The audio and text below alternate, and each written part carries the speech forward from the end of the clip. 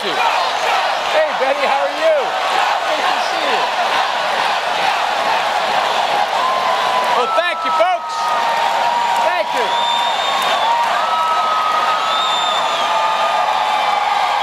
Well, I tell you what. I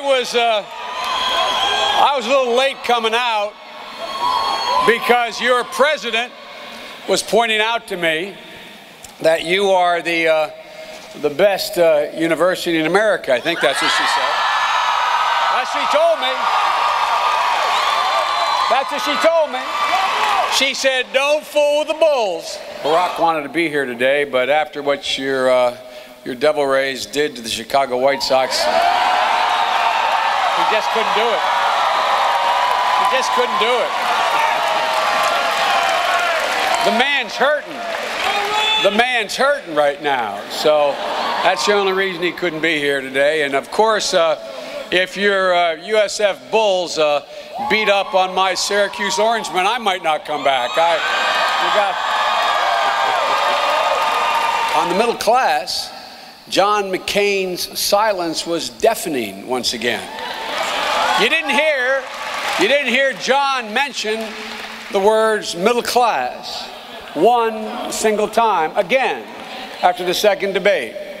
And more importantly, the questions from the people of that town hall last night, I personally believe, reflected what a majority of the American people are looking for. A steady hand, leadership, an optimist, not an angry man lurching from one position to another. They're looking for answers. The American people are looking for answers. How to deal with the jobs that are being lost in this economy, their jobs, the lack of affordable health care that affects their kids, their husbands, wives. Ladies and gentlemen, the retirement security they see literally vanishing before their very eyes. And maybe equally as important, in my view, how and when to use our power abroad. What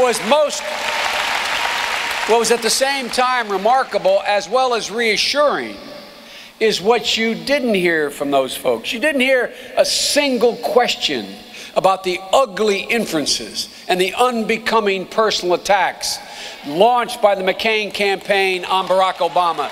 You didn't hear one single average person ask that. Barack Obama showed again last night that he understands. He understands that these debates aren't about Governor Palin and me. They aren't about Barack Obama and John McCain. These debates, this election, is about you, not us. This election, in the words of the folks I grew up in my neighborhood, is literally about dignity and respect. The respect American people deserve is simply, if you got to cut it all aside, cut through everything. From our perspective, it's about fairness. It's about how to reclaim, and I mean this sincerely. I'm not looking for an applause line here. I mean this seriously because this is what it's about. It's about dignity, respect, fairness. It's simply about how to reclaim the greatness of this country. Ladies and gentlemen, to have a vice presidential candidate raise the most outrageous inferences, the ones that John McCain's campaign is condoning, is simply wrong. They went out, the McCain campaign went out and hired some of the very political manipulators in the Republican primary who in 2000 led those vicious attacks against John's daughters and John's lovely wife. They hired those people to come on board. And now these same people, they're attacking Barack Obama in the ugliest of ways. Ladies and gentlemen, this is beyond disappointing. This is beyond disappointing. This is wrong. Ladies and gentlemen,